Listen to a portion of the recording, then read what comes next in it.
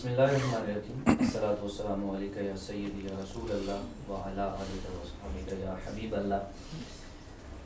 رضا صاحب، میں اپنے جو گفتگو ہے، جو آپ نے سوال کیا تراویح کے حوالہ سے، تو اس کو دو انداز پہ واضح کرنے کی کوشش کروں گا۔ ٹھیک، ایک تو ہے لغوی اعتبار سے، اور دوسرا شرعی اعتبار سے اور احادیث مبارکہ عمل صحابہ کی روشنی میں۔ ٹھیک، سب سے پہلے تو یہ کہ تراویح یہ جمع ہے، ٹھیک، اور اس کا واحد ہے ترویحہ۔ ٹھیک، تو عربی میں جس طرح باقی زبانوں میں واحد اور جمع ہوتی ہے، عربی میں یہ کنسیپٹ نہیں ہے۔ ٹھیک، عربی میں ایک کو واحد کہتے ہیں اور دو کو تثنیہ کہتے ہیں، ٹھیک، اور جمع تین سے شروع ہوتی ہے۔ بالکل۔ تو تمام جو مذاہب ہیں ان سب کا اتفاق ہے اس لفظ پر کہ یہ لفظ تراویح ہے۔ ٹھیک، تو جب لفظ تراویح ہے تو یہ لفظ تراویح ہی واضح کر رہا ہے ٹھیک، کہ یہ دو ترویہ سے زیادہ ہی ہیں۔ ٹھیک، ٹھیک، مطلب ترویہ کیا ہے؟ 4 رکعتیں پڑھنے کے بعد راحت حاصل کرنے کے لیے، سکون حاصل کرنے کے لیے، آرام حاصل کرنے کے لیے کچھ دیر بیٹھ جانا، ٹھیک، ذکر اذکار کر لینا، جس طرح ہم 4 رکعت کے بعد پڑھتے ہیں سبحان ذی الملک والملکوت، سبحان ذی العزت والعظمہ، اور یہ پوری دعا ہم پڑھتے ہیں۔ تو اسی طرح اہل مکہ وہ 4 رکعتیں پڑھنے کے بعد ایک طواف کیا کرتے تھے، راحت حاصل کیا کرتے تھے۔ تو اس پر بھی سب کا اتفاق ہے کہ ترویحہ یہ 4 رکعت کے بعد سکون کرنے کا نام ہے۔ تو اگر 8 رکعت ہوتی تو پھر یہ تراویح نہ ہوتا بلکہ ترویحتان ہوتا۔ ترویحتن واحد ہے اور ترویحتان 2 ترویہ یعنی 8 رکعتیں، جبکہ ترویحتان کوئی بھی نہیں کہتا، سارے تراویح کہتے ہیں۔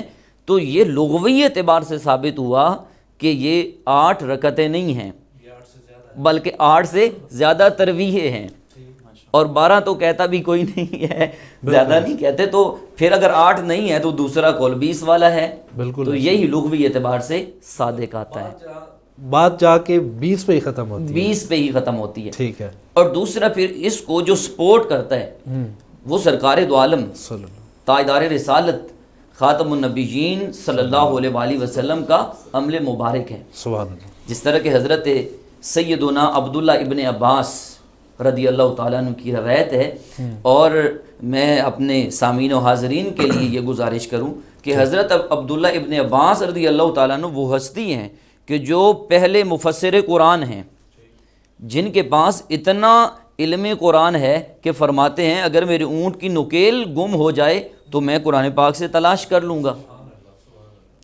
تو وہ ہستی عمل رسول صلی اللہ علیہ وآلہ وسلم بیان کرتے ہیں۔ اور ایک اور فضیلت جو اس راوی کو حاصل ہے وہ یہ کہ وہ خاندان نبوت میں سے ہیں، یعنی حضرت عباس جو حضور علیہ الصلوۃ والسلام کے چچا جان ہیں ان کے بیٹے ہیں، یعنی کہ ہر ٹائم حضور علیہ الصلوۃ والسلام کے پاس رہنے والی ہستی ہے۔ تو وہ فرماتے ہیں کان رسول اللہ صلی اللہ علیہ وآلہ وسلم یصلی 20 رکعتاً والوتر، کہ حضور علیہ الصلوۃ والسلام کان یصلی کا مطلب ہے یہ ماضی استمراری ہے، یعنی کہ آپ استمرار کے ساتھ 20 رکعتیں ادا فرماتے تھے، والوتر، اور اس کے بعد وتر ادا فرماتے تھے۔ اب یہاں جو لوگ 8 رکعت کا جنہیں مغالطہ ہوتا ہے وہ ہے ایک بخاری شریف کی روایت، جس کو امام بخاری رحمۃ اللہ علیہ آپ رمضان کے باب میں لائے ہیں، اور وہ نمبر ہے 1079 حدیث پاک ہے کہ ایک شخص آیا اور اس نے حضور علیہ الصلوۃ والسلام کے قیام اللیل کے بارے میں حضرت سیدہ عائشہ صدیقہ رضی اللہ تعالی عنہا سے سوال کیا۔ تو حضرت سیدہ عائشہ صدیقہ آپ نے جواب دیا کہ ما کان صلاۃ رسول اللہ صلی اللہ علیہ وآلہ وسلم یزید، اور ایک روایت میں الفاظ ہیں ما کان یزید صلاۃ رسول اللہ صلی اللہ علیہ وآلہ وسلم علی 11 رکعتاً فی رمضان ولا فی غیرہ، کہ حضور علیہ الصلاۃ والسلام کی جو قیام اللیل تھا، جو رات کی نماز تھی، وہ 11 رکعت سے زیادہ نہ تھی، فی رمضان، رمضان شریف میں، ولا فی غیر ہی، اور نہ رمضان شریف کے علاوہ 11 سے زیادہ تھی۔ تو پھر محدثین کرام نے بیان فرمایا ہے کہ اس جو سوال کرنے والا ہے اس نے نماز تراویح کے بارے میں تو سوال ہی نہیں کیا، انہوں نے تو قیام اللیل کے بارے میں سوال کیا ہے، اور قیام اللیل میں نوافل بھی آتے ہیں، تہجد بھی آتی ہیں، تو بہت سے محدثین کرام نے فرمایا ہے کہ انہوں نے سوال ہی تہجد کے بارے میں کیا، اور حضرت سید عائشہ صدیقہ نے جواب دیا کہ وہ 11 رکعت سے زیادہ نہیں تھے، یعنی کہ 8 رکعت نماز تہجد اور 3 وتر۔ اب یہاں جو مغالطہ ہے وہ ہوتا کس وجہ سے ہے؟ صرف اس وجہ سے، رضوی صاحب، صرف اس وجہ سے مغالطہ ہوتا ہے کہ حضرت امام بخاری رحمۃ اللہ علیہ اس حدیث پاک کو رمضان شریف کے باب میں لائے ہیں، تو لوگ یہ سمجھتے ہیں کہ رمضان شریف جب باب میں لائے ہیں تو اس مراد تراویح ہی ہے، جبکہ اس کے یہاں واضح الفاظ ہیں ولا فی غیر ہی، نہ رمضان شریف کے علاوہ 11 سے زیادہ پڑھتے تھے، تو اس پر تو ہر ایک بندہ متفق ہے، ہر شخص متفق ہے کہ رمضان کے علاوہ تو تراویح نہیں ہوتی، یا تو رمضان شریف کے علاوہ تراویح مانے تو پھر تو 8 رکعت کہیں، اور جب رمضان شریف کے علاوہ تراویح نہیں ہے تو پھر 8 رکعت بھی نہیں ہے۔ اور پھر یہ نماز تراویح اتنی فضیلت و برکت والی نماز ہے کہ ایک شخص حضور علیہ الصلاۃ والسلام کی بارگاہ میں حاضر ہوتا ہے اور عرض کرتا ہے یا رسول اللہ صلی اللہ علیہ وسلم ارأیت ان شہدت اللہ الہ الا اللہ وانک رسول اللہ، اے نبی صلی اللہ علیہ وآلہ وسلم آپ کا کیا فیصلہ ہے؟ میں ارأیت کا ترجمہ رائے نہیں کر رہا، کیونکہ حضور کی جو رائے ہے وہ فیصلہ ہوتا ہے سبحان اللہ، شریعت کا۔ بے شک آپ کا کیا فیصلہ ہے اگر میں یہ کہوں کہ اللہ کے علاوہ کوئی معبود نہیں اور آپ اللہ کے رسول ہیں؟ ٹھیک۔ وصلیت الصلوات الخمس، اور میں 5 نمازیں پڑھوں، ٹھیک۔ وصمت الشہر، اور رمضان کے روزے رکھوں، وقمت رمضان، اور رمضان کی تراویح ادا کروں، رمضان کا قیام کروں، اور عرض کرتے ہیں وآتیت الزکوٰۃ، اور میں زکوٰۃ دوں، تو یا رسول اللہ صلی اللہ علیہ وسلم آپ کا کیا فیصلہ ہے میرے بارے میں؟ تو سرکار دو عالم صلی اللہ علیہ وآلہ وسلم نے جو جواب ارشاد فرمایا، یقیناً وہ روزے رکھنے والوں کے لیے اور تراویح پڑھنے والوں کے لیے دل کی راحت اور سکون کا باعث ہے۔ سبحان اللہ، بے شک۔ آپ نے فرمایا من مات علی ھذا، جو اس حالت میں زندگی گزارتے ہوئے فوت ہوا، ٹھیک۔ کان من الصدیقین والشہداء، سبحان اللہ، تو قیامت والے دن اس کو صدیقین اور شہداء کے ساتھ اٹھایا جائے سبحان گا۔ اللہ، سبحان اللہ، سبحان اللہ۔ تو پھر اتنا اگر اجر ہے تو اس بارے میں بھی ہم سوال کریں جی 16 سجدے کرنے میں زیادہ اچھا ہے یا 40 سجدہ کرنا یہ زیادہ اچھا ہے؟ حالانکہ ہمیں تو زیادہ سے زیادہ سجدے نصیب ہوں، یہ ہمارے لیے وہی فائدے والی چیز ہے۔ زیادہ سے زیادہ ہمیں سجدے کرنے چاہیے۔ اور سیدنا عمر فاروق رضی اللہ تعالیٰ عنہ کے زمانے کی بات کرنے سے پہلے جب اگر ہم عمل رسول کی طرف آتے ہیں تو یہی حضرت سیدہ عائشہ صدیقہ رضی اللہ تعالیٰ عنہ آپ فرماتی ہیں کہ حضور علیہ الصلاۃ والسلام رمضان شریف میں مسجد میں تشریف لائے اور کچھ لوگ موجود تھے، تو آپ نے انہیں تراویح پڑھائی، ٹھیک۔ چونکہ آپ علیہ الصلاۃ والسلام کے زمانہ میں اس کو قیام اللیل کہا جاتا تھا، ہم تراویح کہتے ہیں، تو قیام اللیل کے طور پر آپ نے نماز پڑھائی۔ ٹھیک۔ پھر جب صبح ہوئی تو ان صحابہ کرام نے جا کے باقیوں کو بتایا کہ رات تو وارے نیارے ہو گئے، ہمارے مقدر کا ستارہ بڑے عروج پہ تھا سبحان اللہ، سبحان کہ آقا علیہ الصلاۃ والسلام کے پیچھے نماز پڑھنے کا، اضافی نماز پڑھنے کا ہمیں شرف ملا ہے۔ سبحان اللہ، سبحان اللہ۔ تو اگلی رات لوگ پہلے سے زیادہ ہو گئے، پھر جب تیسری رات آئی بات اور مشہور ہو گئی اور لوگ اور زیادہ ہو گئے، ٹھیک۔ لیکن جب چوتھی رات آتی ہے تو بعض روایات میں تیسری لیکن زیادہ میں چوتھی ہے، جب چوتھی رات آتی ہے تو مسجد میں اتنے لوگ ہو گئے کہ جگہ نہیں مل رہی تھی۔ اللہ اکبر۔ اب یہ ذوق ہے صحابہ کرام کی عبادات کا، نماز تراویح اور اضافی جو عبادت ہے نفلی عبادت، اس کا شوق دیکھیے۔ ہماری مسجدیں ہیں کہ ان کی صفیں نہیں بھرتی، اور وہاں مسجد بھر گئی جگہ نہیں ہے۔ تو صحابہ کرام نے بعض نے ہاتھوں پہ ہاتھ مار کے تالی بجا کے یہ شو کرنے کی کوشش کی کہ یا رسول اللہ آپ تشریف لائیے، ہم آ گئے ہیں، اور بعض نے کھانسی کے ساتھ ایسے کر کے ادب کی وجہ سے، اور بعض نے تو الصلاۃ الصلاۃ کہہ کے اطلاع کرنے کی کوشش کی، لیکن حضور علیہ الصلاۃ والسلام تشریف نہ لائے۔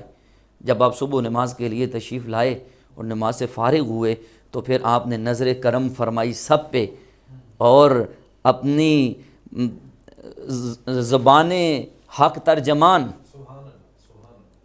وہ آپ نے کھولی اور ارشاد فرمایا کہ تمہارا معاملہ مجھ پر مخفی نہیں تھا۔ اور اس میں بھی جو اہل ذوق ہیں، اہل محبت ہیں، عشق والے ہیں، انہوں نے یہاں سے یہ نقطہ نکالا ہے کہ اگرچہ ظاہری طور پر حضور علیہ الصلاۃ والسلام انہیں نہیں دیکھ رہے تھے، لیکن نبی کریم صلی اللہ علیہ وآلہ وسلم کو اللہ نے اتنا علم دیا ہے، یہ مقام و شان دی ہے کہ آپ پردے کے پیچھے سے بھی ان کے حال سے غافل نہیں تھے۔ سبحان اللہ۔ بلکہ ایک اور موقع پہ فرمایا کہ میں تمہارے رکوع اور خشوع پر بھی نظر رکھتا ہوں۔ اللہ اکبر۔ تو چلو رکوع تو ظاہری جسم کی کیفیت ہے، لیکن خشوع تو دل کی ایک کیفیت ہے۔ سبحان اللہ۔ حضور علیہ الصلوۃ والسلام دلوں کی کیفیات کو بھی جانتے ہیں، بے شک۔ لہٰذا یہ جو دیوار سے پیچھے نہ سننے نہ جاننے والا مسئلہ ہے، یہ تو حضور علیہ الصلوۃ والسلام نے اسی وقت حل کر دیا تھا۔ تو فرماتی ہیں کہ جب حضور علیہ الصلوۃ والسلام نے صحابہ کرام کو خطبہ دیا اور فرمایا کہ میں تم سے غافل نہیں تھا، لیکن خشیت ان تفرد علیکم، مجھے یہ خدشہ لاحق ہوا کہ کہیں میں چوتھے دن بھی آ گیا تو تم پر تراویح فرض نہ کر دی جائے۔ اپنی امت پر کتنا رحم ہے۔ اور پھر آگے راوی نے اگلا جملہ لکھ کے تو سارے مسائل کی وضاحت کر دی، وذالک فی رمضان، اور یہ واقعہ رمضان شریف کا ہے۔ پھر حضرت سیدنا صدیق اکبر رضی اللہ تعالیٰ عنہ کا زمانہ گزرا، لوگ اسی طرح انفرادی پڑھتے رہے۔ سیدنا عمر فاروق رضی اللہ تعالیٰ عنہ کو اللہ رب العزت نے بڑی فتوحات اور بڑی عزتیں عطا فرمائیں، اور آپ کی وجہ سے دین کو بھی۔ تو آپ ایک دن مسجد میں تشریف لائے اور دیکھا کہ لوگ راحتاً یعنی کہ ٹولیاں ٹولیاں بن کے نماز پڑھ رہے تھے۔ تو حضرت سیدنا عمر فاروق رضی اللہ تعالیٰ عنہ مخاطب فرمایا لوگوں کو، اور فرمایا کہ کیا یہ اچھا نہیں ہوگا کہ آپ سارے مل کر ایک قاری کے پیچھے نماز پڑھیں؟ تو سب نے اس پر خوشی کا اظہار کیا۔ تو اگلے دن آپ جب تشریف لائے تو حضرت ابی بن کعب رضی اللہ تعالی عنہ جو کہ بہت اچھے قاری تھے، ان کی اقتداء میں صحابہ کرام نماز پڑھ رہے تھے۔ تو وہ جو نماز پڑھی تھی تراویح کی زمانہ حضرت سیدنا عمر فاروق میں، وہ بھی 20 رکعت تھی، اور زمانہ حضرت عثمان غنی رضی اللہ تعالیٰ عنہ بھی 20 رکعت تھی۔ بلکہ حضرت مولا علی المرتضیٰ رضی اللہ تعالیٰ عنہ کے بارے میں تو روایت ہے کہ آپ قراء کو اکٹھا فرماتے تھے، وَأَمَرَ رَجُلًا أَن يُصَلِّيَ بِالنَّاسِ 20 رَكَعَةً، اور ایک شخص کو اچھے قاری کو حکم دیتے کہ لوگوں کو 20 رکعت نماز پڑھائے تراویح کی۔ کیا خوبصورت انتظام ہے۔ اور اب میں یہ ہر صاحب دانش سے سوال کرنا چاہتا ہوں کہ دیکھیے وہ حضرت عمر فاروق رضی اللہ تعالیٰ عنہ جو منہ بھر بھی شریعت سے پیچھے نہیں ہوتے سے یا زیادہ نہیں کرتے تھے، تو انہوں نے اگر 20 پڑھی ہیں تو اس کا مطلب ہے رستہ 20 والا ہی ٹھیک ہے۔ اور آپ نے جب دیکھا اور مسجد میں یہ سما دیکھا تو فرمایا نعمت البدعۃ ھذہ، یہ تو کتنی خوبصورت بدعت ہے، یہ کتنا خوبصورت ایک نیا طریقہ ہے۔ اور یہاں یہ ہمیں ذہن میں رکھنا چاہیے کہ نیا طریقہ رکعتوں کے تعداد کے حوالے سے نہیں ہے، نیا طریقہ جماعت کے ساتھ پڑھنے والا ہے۔ اب کچھ لوگ یہاں یہ بھی غلط فہمی کا یہاں شکار ہو جاتے ہیں کہ جی انہوں نے کہا کہ یہ نئی بدعت ہے، یہ نیا طریقہ ہے، تو پہلے 8 ہوتی تھیں شاید اور اب انہوں نے 20 کر دی۔ نہیں، وہ صرف کیفیت صلاۃ کا طریقہ جو وہ نیا تھا۔ بدعت سے وہ یہ مراد لیتے ہیں کہ پہلے 8 تھی اب یہ 20۔ ہاں، پہلے 8 تھی یا اس سے کم و بیش تھی اور اب 20 ہو گئی ہے۔ نیت کی ہے نا، بالکل، جب نیت ہوگی تو پھر 20 کیا، اور حضور صلی اللہ علیہ وسلم کا فرمان تو یہی ہے نا کہ 20، اور اسی میں کیفیت سب کو نصیب ہوگی۔ بالکل اسی طرح۔ اور بلکہ حضرت نعمان بن ثابت رضی اللہ تعالی عنہ اور حضرت نعمان بن بشیر سے بھی روایت ہے، تو کہتے ہیں کہ وقان علی منبر خمس، اور وہ خمس کے ممبر پر کھڑے ہو کے کہتے تھے کہ کان رسول اللہ صلی اللہ علیہ وآلہ وسلم یصلی 20 رکعتاً، کہ حضور علیہ الصلوۃ والسلام کا معمول تھا کہ آپ 20 رکعت نماز تراویح ادا فرمایا کرتے تھے۔ اور اس میں ایک جو اضافہ فقہا نے کی اور بڑی دلچسپ بات ہے وہ یہ کہ تراویح ہمارے جو فرائض ہیں یا واجبات ہیں ان میں جو کمی کوتاہی رہ جاتی ہے تو ان تراویح کی وجہ سے اللہ تعالیٰ اس کمی کو پورا فرما دیتا ہے۔ جس طرح کہ ضیاء الاسلام قمر صاحب آپ بھی فرما رہے تھے صدقہ کے حوالہ سے، تو ایک روایت ہے کہ روزے اور عبادات معلق ہو جاتی ہیں اور جب فطرانہ ادا کیا جاتا ہے تو پھر اللہ تعالیٰ ان کو قبول فرما لیتا ہے۔ تو اسی طرح ہمارے فرائض اور واجبات میں جو کمی رہ جاتی ہے اللہ کریم تراویح کی وجہ سے اسے قبول فرما لیتا ہے۔ اور بڑی دلچسپ بات ہے کہ اگر ہم 5 نمازوں کے فرائض اور واجبات ان کو اکٹھا کریں تو ان کی تعداد 20 بنتی ہے۔ سبحان اللہ، کیا خوبصورت مماثلت ہے، کیا بات ہے۔ وہ 20 بنتی ہے، یعنی کہ ان 20 میں جو کمی رہ گئی یہ ان 20 کی وجہ سے اللہ تعالیٰ پوری فرما دے گا۔ واہ واہ، سبحان اللہ، سبحان اللہ۔ اور دوسرا، اگر نماز کی سنت موقدہ کو دیکھا جائے، 5 نمازوں کی سنن موقدہ کو گنا جائے تو وہ 10 بنتی ہیں۔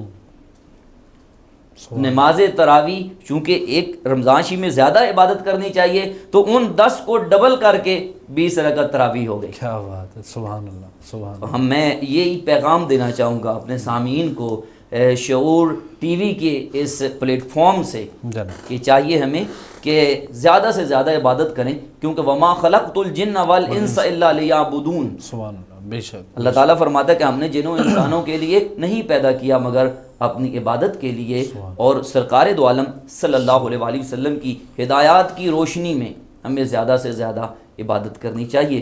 اللہ کریم اس مبارک مہینہ میں ہمیں ایسے عمل کرنے کی توفیق عطا فرمائے کہ جو ہماری بخشش کا ذریعہ ہو سکے۔